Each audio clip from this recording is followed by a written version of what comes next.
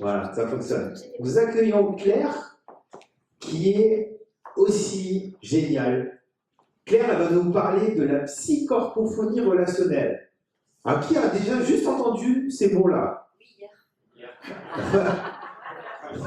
Voilà. Même moi, quand on s'est rencontrés avec Claire, elle m'a dit, alors tu sais, Nico, moi, je vais te parler de la psychorpophonie relationnelle.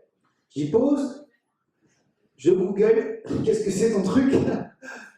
C'est génial, c'est extrêmement puissant, ça va tous vous amener des clés pour aller encore plus loin dans votre business. Elle a une approche qui est extrêmement bonne. Soyez attentifs là-dessus. Après Claire, on fera une pause pour aller tous les fumeurs, fumer une clope et tout ce qu'on veut. Restez attentifs pour la dernière demi-heure. Je te laisse la parole, Claire. Merci beaucoup. Oui, alors c'est un nom un petit peu barbare, un psychorpophonie relationnelle. Déjà, c'est un exercice de diction, rien d'arriver à prononcer. Alors, dans psychorpophonie, on a le psy, c'est-à-dire le mental. Corpo, c'est le corps, et phonie, c'est la voix. C'est tout simplement donc des techniques à la fois verbales, à la fois corporelles et à la fois vocales d'influence au service de la relation relationnelle, donc la relation à l'autre. Alors, pourquoi l'influence ? En réalité, qu'on veuille ou non, on a systématiquement une influence sur notre interlocuteur. Le cerveau met une fraction de seconde à se faire une opinion de la personne qu'on a face à soi, qu'elle soit bonne ou mauvaise. Et très souvent, on n'a pas conscience de ce qu'on va transmettre à l'autre. Et on ne peut pas s'empêcher de transmettre quelque chose à l'autre. Quand il y en a qui disent « Ah non, mais moi, j'ai pas d'influence », il y a un mot aussi qui est un mot qui fait peur, qui est tabou, qui est peur, c'est le mot manipulation. Alors la manipulation, c'est quoi? C'est à partir du moment où on utilise des techniques d'influence, mais uniquement servant ses intérêts, sans tenir compte de la personne qu'on a face à soi. Donc il y a des techniques dans les techniques d'influence et dans les techniques de manipulation, des techniques qui sont communes, mais la finalité n'est pas la même. Donc c'est très important de garder à l'esprit cette notion d'éthique et de respect de l'autre. Et de toute façon, quand on comprend vraiment comment fonctionne l'humain, eh bien, on sait qu'on ne peut pas vraiment avoir d'influence sur l'autre si on ne crée pas une relation et si on n'a pas de respect pour son interlocuteur. Alors moi, je vais vous donner justement un ensemble, je vais passer assez rapidement parce que je n'ai pas énormément de temps non plus, un ensemble de techniques sur le plan des mots, sur le plan corporel et sur le plan vocal, justement pour impacter votre interlocuteur. Et avant de vous donner ces techniques, je vais vous parler de neurosciences. Parce qu'en fait, quand on comprend comment fonctionne le cerveau humain, eh bien, on comprend justement comment précisément impacter l'autre. Mon but, c'est pas que vous reteniez des astuces et que vous les appliquiez bêtement. Hein, c'est ce qu'on dit souvent en formation, on dit que le but, c'est pas de donner du poisson, mais d'apprendre à pêcher. Donc moi, j'aimerais que vous appreniez à pêcher, que vous compreniez précisément ce qui se passe dans la tête des gens, comment le cerveau fonctionne, pour ensuite mettre en place des techniques. Donc en termes de neurosciences, la première chose à savoir, c'est que le cerveau humain reçoit une information via un système sensoriel. C'est-à-dire qu'en premier lieu, on va recevoir des sons, on va recevoir des odeurs, on va recevoir des sensations. Et que cette information-là, on en reçoit des milliers à la seconde. Cette information-là se stocke dans une partie du cerveau qui va requérir plusieurs noms. En psychologie, on appelle ça l'inconscient. Je pense que vous en avez tous déjà entendu parler. Et c'est la partie consciente, c'est la partie cognitive du cerveau. C'est que le cerveau, lui, tout ce qu'on reçoit, eh bien, il va l'analyser. Et tout à l'heure, Johan nous parlait de... En fait, quand on rencontrait quelqu'un, tu nous disais tout à l'heure, tu nous parlais de système perceptif, du VACOG. Eh bien, en fait, on va être plus ou moins sensible à certains filtres de perception, c'est-à-dire plus des choses visuelles, plus des choses auditives. Et notre cerveau, lui, va filtrer en permanence ce qu'on reçoit.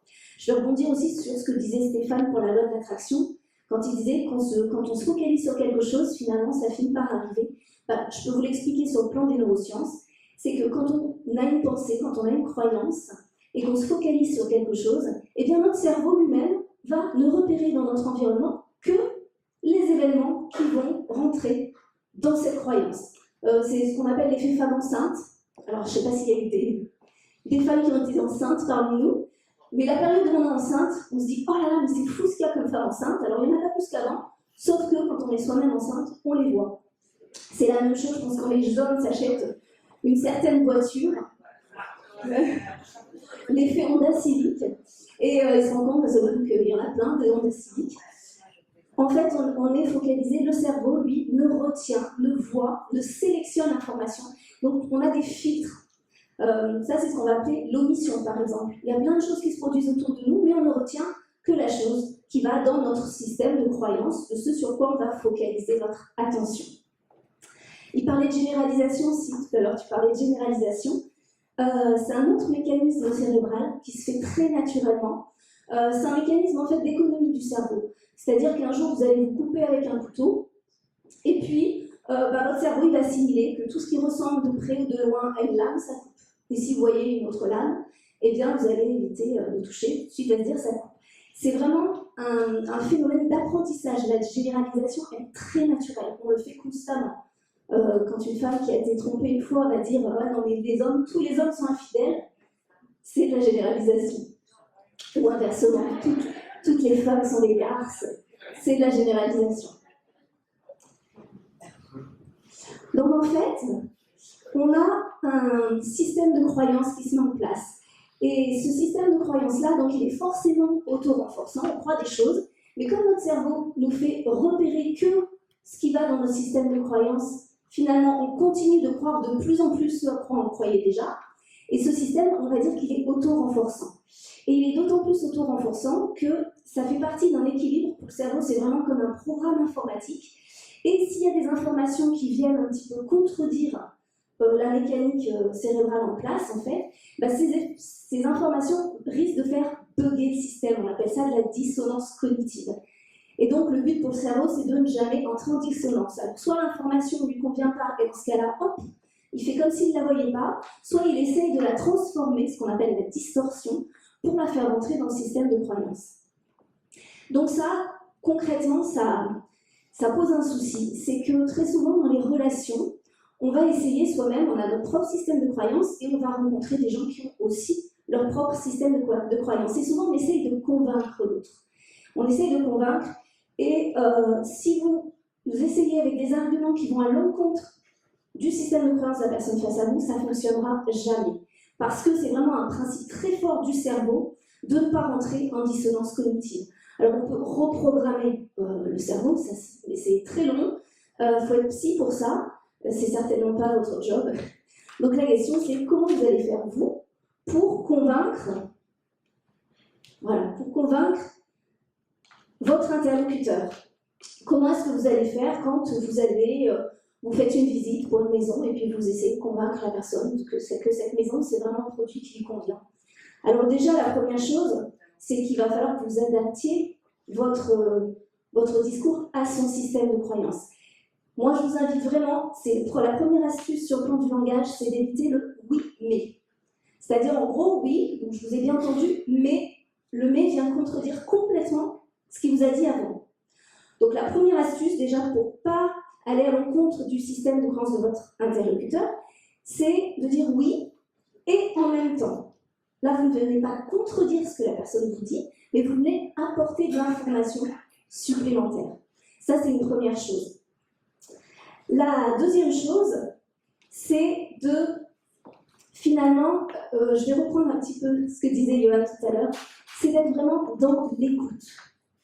Dans l'écoute, et puis d'arriver à écouter, parce que si vous écoutez la personne, elle va elle-même exprimer ses freins, elle va elle-même exprimer ses peurs, ses craintes, et à partir de là, vous saurez justement quel discours adopter pour pouvoir justement davantage la convaincre. Moi, j'aimerais qu'on prenne un exemple. Quel est dans votre métier le frein que vous entendez le plus fréquemment? Qu'est-ce que vous entendez comme frein quand vous faites une visite ou qu'est-ce qu'on vous dit souvent? Qu'est-ce qu'on vous formule comme objection? Je veux pas d'agence. D'accord. Alors quelqu'un qui vous dit je veux pas d'agence, qu'est-ce que vous allez lui dire pour justement essayer de le convaincre? Alors qu'est-ce que vous pourriez, quelqu'un qui vous dit je veux pas d'agence, qu'est-ce que vous allez lui dire? Je suis mandataire immobilier, je ne suis pas une agence. Je suis mandataire immobilier, je ne suis pas une agence. D'accord? Et là, il te dit c'est pareil. Et tu dis non, non, c'est pas pareil. Donc là, il dit c'est pareil, et donc c'est pas pareil, et vous expliquez en quoi c'est pas pareil? D'accord? Pourquoi c'est pas pareil? Pourquoi? Oui. Vous avez vécu de mauvaises expériences?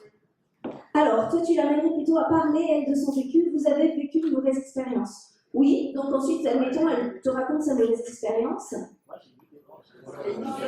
Et si avec l'immobilier, on propose ça?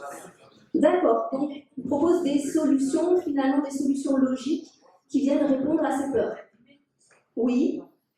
Je comprends, je me mets à votre place, j'aurais certainement eu la même réaction de vous avant. D'accord, donc là c'est plus une écoute, que la personne se sente entendue et comprise. Effectivement. Alors là, tu ne viens pas directement contredire ou répondre à ses objections, mais tu la rassures. D'accord. Moi, je vais dire, c'est une évidence, madame. Mais qu'est-ce qui vous fait dire ça? J'aimerais que vous m'expliquiez ça en détail. D'accord. Donc toi, tu l'amènes à donner les raisons pour lesquelles, à justifier, donner les raisons pour lesquelles elle a peur. De manière générale, tout ce qu'on fait, c'est ça. C'est-à-dire qu'on répond à des objections, on répond à des peurs, on va répondre par des arguments logiques. Alors, ça serait super si le cerveau il fonctionnait comme ça. Malheureusement, le cerveau ne marche pas comme ça. Le cerveau, il marche comme ça. C'est-à-dire que ce qui motive nos choix, c'est avant tout la partie émotionnelle dans le cerveau. Et ça, c'est des études qui ont été faites, qui sont très utilisées dans ce qu'on appelle le marketing émotionnel. Est-ce que vous en avez entendu parler? Oui.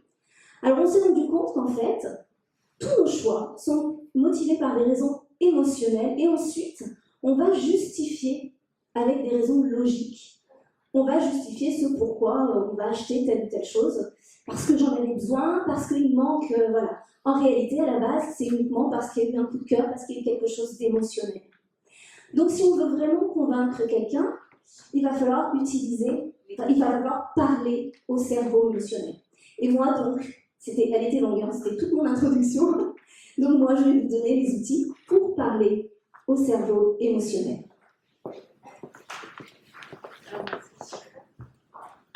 Donc le cerveau émotionnel, lui, ce qui va faire finalement que vous allez vendre, mais pas que, c'est que vous allez créer du lien avec votre interlocuteur.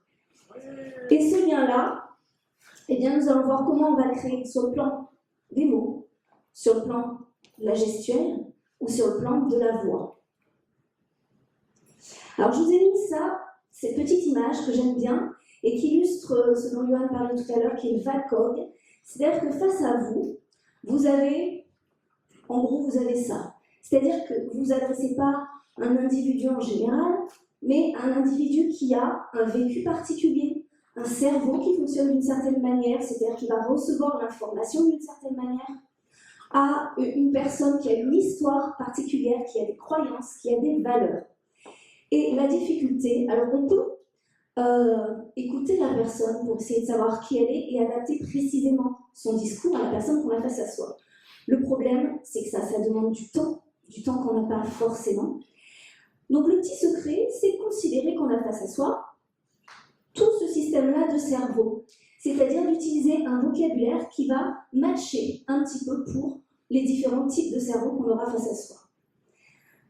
Alors, ce vocabulaire, c'est très simple, le langage VACOG, visuel, auditif, kinesthésique, olfactif, gustatif. En fait, il vous en parlait tout à l'heure, Johan, il y a des gens qui sont plus sensibles à ce qui est visuel, d'autres qui vont être plus sensibles à ce qui est auditif. L'idéal, c'est quand vous parlez, d'utiliser un vocabulaire suffisamment large pour couvrir ces différents systèmes perceptifs. Et c'est d'utiliser ce qu'on appelle des images mentales. Le cerveau, lui, fonctionne en termes d'images. Avant même d'analyser logiquement le sens de ce que vous êtes en train de dire, il va recevoir des images. Donc, construisez des images quand vous vous adressez à quelqu'un, plutôt que de dire alors à 5 heures, vous avez, je sais pas, vous avez une belle lumière dans l'appartement, vous pouvez dire à l'heure où le soleil se couche, là, vous avez des reflets dorés sur ce mur, etc., etc. Essayez d'utiliser des images. Le but, c'est de faire rêver. les gens. Et ça, il y en a qui le font très naturellement. C'est très naturel pour certains, pour d'autres, ça n'est pas du tout. C'est une construction logique qui n'est pas évidente, mais vous pouvez vous entraîner à reconstruire finalement vos phrases pour créer des images mentales en utilisant les différents sens, des couleurs, des sons, utiliser un vocabulaire large. Ça, c'est la première chose. La deuxième, eh bien, c'est de s'adresser justement, de s'adresser à l'émotionnel. Et pour ça, vous pouvez faire, alors cette technique, je vous l'ai mis, le storytelling, je pense que vous la connaissez tous. Oui? Non? Oui? Tout à l'heure, Stéphane nous a fait ça quand il a commencé, c'est-à-dire qu'il a raconté son histoire, il a raconté une histoire. On est beaucoup plus intéressé par des histoires que par des informations précises, que par l'information tout court. D'ailleurs, il y a une phrase que j'aime beaucoup, une histoire que j'aime beaucoup qui va complètement illustrer ça. C'est Roger Gallois qui avait raconté cette histoire dans une de ses préfaces. Et il parlait d'un mendiant qui avait un écriteau où il avait écrit aveugle de naissance et personne lui donnait d'argent. Et il y a un passant qui est passé par là qui a changé sur la pancarte, qui a changé la phrase, et à partir de là, il s'est mis à recevoir de l'argent. Et est-ce que vous savez ce qu'il a noté sur la pancarte? Attention, je vous vois. Attention, je vous vois. Il a noté « Le printemps va venir, je ne le verrai pas ».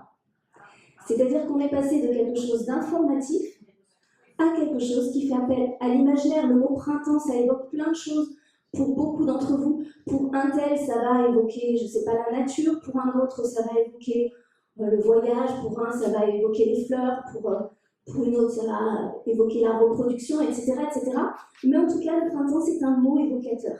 Si vous utilisez des images et si en plus vous mettez de l'affect, alors vous aurez beaucoup plus d'impact sur votre interlocuteur, sur le plan du langage.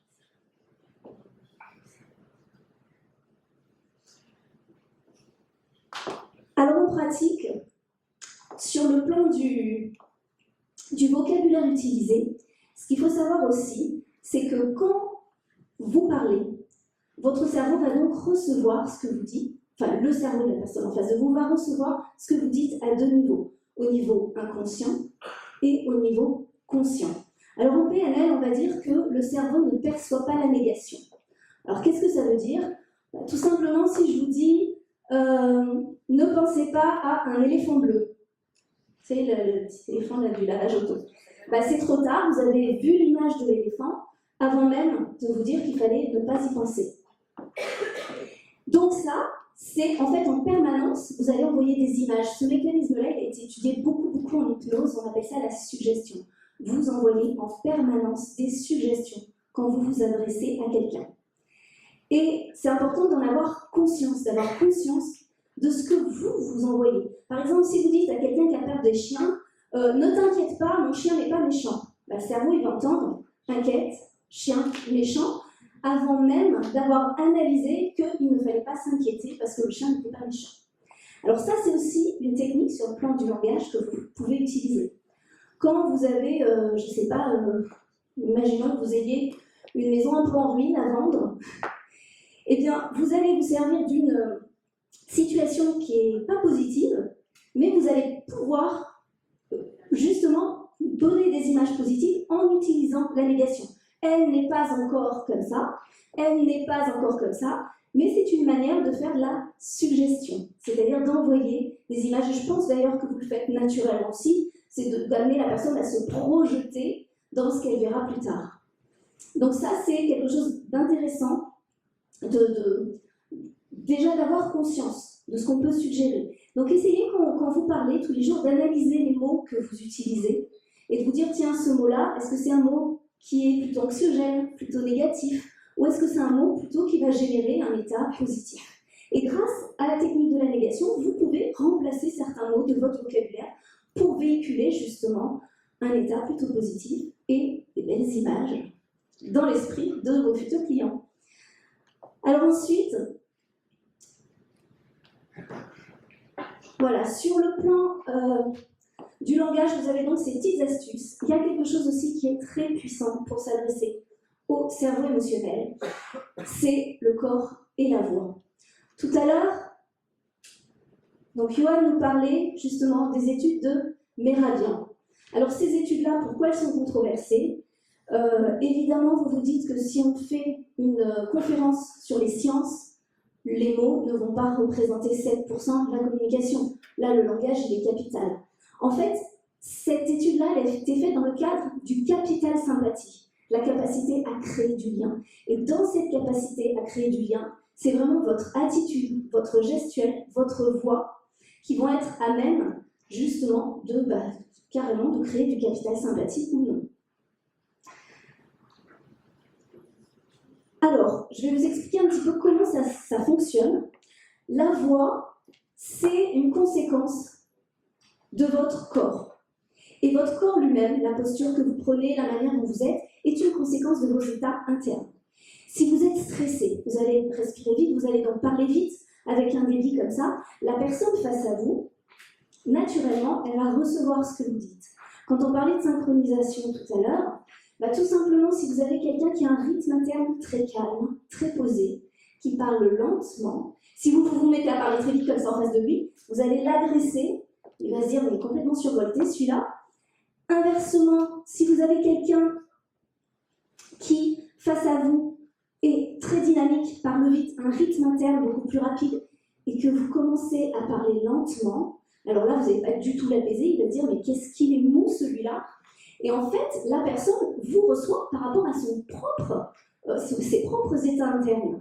Donc ça, c'est important de comprendre que ça fonctionne comme ça avant de se dire je vais essayer de me caler sur l'autre, de comprendre ce qui fait que l'autre perçoit ça. Il va percevoir selon son propre état interne.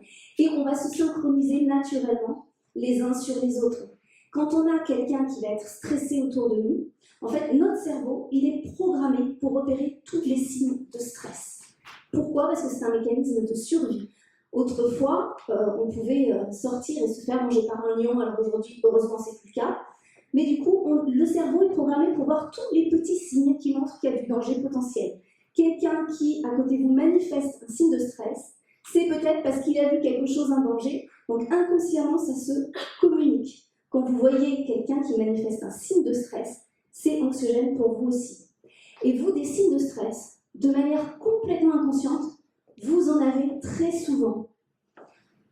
Dans votre posture, dans votre gestuelle, dans votre respiration. Alors des fois, les raisons, c'est absolument pas que vous êtes stressé, mais vous pouvez être fatigué, vous pouvez avoir mal au dos, vous pouvez avoir des postures un petit peu fermées. Et ces postures-là vont donner l'image à votre interlocuteur qu'il y a quelque chose qui cloche. Et du coup, déjà, vous allez avoir du mal à créer du lien et elle va être un petit peu méfiante, la personne face à vous. En plus, donc quand je vous disais la voix est une conséquence du corps, si moi je me tiens comme ça, voilà, si je me mets à vous parler comme ça, vous entendez ma voix, elle est déjà fermée, j'ai déjà du mal à respirer. Maintenant, si je me redresse, si je souris, j'ai plus du tout la même voix. Donc la voix elle-même, puisque c'est une mécanique, la mécanique vocale, c'est une mécanique corporelle, donc la manière dont vous vous tenez, ça va complètement aussi impacter votre voix. Et notre cerveau est vraiment programmé pour analyser tous ces petits signes. Même au téléphone, ils ont fait des expériences, on s'est rendu compte qu'au téléphone, il faut moins de 10 secondes pour se faire une image de son interlocuteur. La manière dont il se tient, de son niveau de crédibilité, de son niveau de sympathie, de son honnêteté, etc., etc. Donc, la voix et le corps sont vraiment le véhicule de la manière dont vous vous sentez. Alors, sur le plan vocal, il y a plusieurs paramètres et chaque paramètre a un impact très différent. Je ne vais pas vous les détailler tous parce que ça risque d'être un peu long. Je vais vous parler de certains, les plus intéressants. Alors, je vous ai parlé de débit tout à l'heure, le fait de parler rapidement et de parler lentement. Je vais vous parler de volume. Quand vous parlez très fort comme ça, ou quand vous parlez très doux, vous ne véhiculez pas du tout la même image. En fait, le volume, c'est la place que vous prenez dans la relation. Plus vous allez parler fort, plus vous allez vous imposer, plus vous allez prendre de la place. Il y a déjà une sorte de rapport de force, ne serait-ce que dans le volume de votre voix. Quelqu'un qui parle avec une toute petite voix comme ça, ce serait très difficile d'être crédible, de s'imposer, parce qu'on donne l'impression, finalement, qu'on n'est pas complètement sûr de ce qu'on dit. On nous a appris que quand il y avait un point dans une phrase, il fallait à la fin baisser le volume. Alors moi, si je vous parle comme ça et que d'un seul coup je baisse le volume, voilà, j'ai terminé, je donne le sentiment que je m'efface à la fin, que je ne porte pas ce que je dis jusqu'au bout. Alors que si je conserve le même volume, voilà, là je parle et je vais conserver le même volume jusqu'au bout, tout de suite je suis beaucoup plus crédible. Donc déjà, le volume, c'est la place que vous prenez dans la relation et vous allez donc donner une image finalement de votre posture face à l'autre. Est-ce que vous prenez trop de place? Est-ce que vous ne prenez pas assez de place? Et ça va dépendre complètement de votre interlocuteur. Si vous avez quelqu'un de plutôt timide et introverti, si vous vous imposez trop, il va se renfermer complètement. Vous avez aussi la rythmique. Alors c'est très important la rythmique, puisque la rythmique de votre voix, c'est vraiment le reflet de votre rythmique interne. Si vous êtes plutôt énergique ou si vous êtes plutôt calme. Donc la limite entre le dynamisme, si vous voulez avoir l'air dynamique, il va falloir parler un petit peu plus rapidement. Si c'est trop rapide, là pour le coup, vous aurez l'air excité. Si à l'inverse, vous parlez lentement, vous aurez l'air calme, mais si c'est trop lent, là pour le coup, vous aurez l'air mou. C'est pour ça que toutes ces notions sont des notions relatives. Elles sont relatives à qui est face à vous, à votre interlocuteur. Quel est son débit à lui par rapport à son débit? Si vous voulez le dynamiser, vous pouvez accélérer légèrement par rapport à son débit. Si vous voulez le calmer, vous pouvez ralentir légèrement par rapport à son débit. C'est directement en fait l'impact de nos battements cardiaques, notre respiration va réguler les battements de notre cœur. Plus on va ralentir le débit, plus on ralentit nos battements cardiaques. Ensuite, vous avez la gestuelle aussi. La gestuelle qui va avoir une portée, votre gestuelle va avoir une signification. Alors, de manière générale, ce qu'on peut retenir, c'est qu'il va falloir éviter tous les signes gestuels qui vont aller à l'encontre de ce que vous êtes en train de dire. On va parler de signes d'incongruence. Je vous en ai parlé tout à l'heure si vous êtes stressé. Vous avez tous les signes quand on se touche soi-même comme ça. C'est des signes de relation, se toucher les cheveux. Pareil, éviter la main dans les poches. Ça, alors comme ça on peut se dire qu'on peut avoir l'air cool, mais en fait, les mains, c'est pareil, c'est un signe. Autrefois, on a besoin de voir les mains de son interlocuteur, parce que quand les mains sont cachées, c'est qu'il y a peut-être un danger potentiel. Donc au niveau du cerveau, c'est anxiogène si on ne voit pas les mains de son interlocuteur. Vous avez aussi, de manière générale, l'ouverture, la posture de votre corps, l'ouverture, la manière dont vous vous tenez. Vous avez aussi ce qu'on appelle la distance proxémique. Est-ce qu'il y en a qui connaissent ça? Alors, qu'est-ce que c'est la distance proxémique? Exactement. Exactement. On a tous inconsciemment une sphère autour de soi, avec une distance qui va être intime. Voilà, vous avez une distance sociale, et après vous avez la distance publique, et vous avez la distance amicale. L'idéal, quand on est, c'est de ne pas être dans la distance intime, c'est-à-dire trop proche de votre interlocuteur parce qu'il va se sentir un petit peu agressé, de ne pas être non plus trop loin dans la distance sociale si vous voulez avoir une chance de créer du lien. De manière générale, si vous êtes en accord avec ce que vous êtes en train de dire, c'est-à-dire si vous êtes sincère, tout à l'heure je vous ai parlé de respect de l'autre, de vraiment créer la relation et d'authenticité. Si vous êtes sincère, naturellement, ces choses-là se mettent en place. La posture d'ouverture, le fait d'être bien ancré, d'avoir la tête baissée, de regarder son interlocuteur. Si on est à l'écoute de lui, vous allez tout de suite sentir, si vous approchez et que la personne recule, c'est que vous êtes allé trop loin. Et donc vous pouvez faire des tests comme ça, progressivement, vous avancez un petit peu, et vous essayez comme ça de voir quelle est la distance pour l'autre qui est une distance acceptable. Vous allez voir qu'il y a des gens, c'est très proche, il y a des gens, leur distance amicale, elle est là. C'est-à-dire, pour plein, c'est la sphère intime, eux, c'est là. Puis ils sont beaucoup dans le contact aussi. Donc ça, vraiment, c'est une question, je vais revenir sur ce que disait Yoann tout à l'heure, vraiment une question d'écoute, d'analyser votre interlocuteur. Donc si je résume, au niveau corporel, retenez, alors ce qu'on appelle l'ancrage, c'est le fait de se tenir droit, le fait d'être souple aussi. Je vous parlais de signes qui peuvent générer du stress, tout ce qui est lié aux tensions.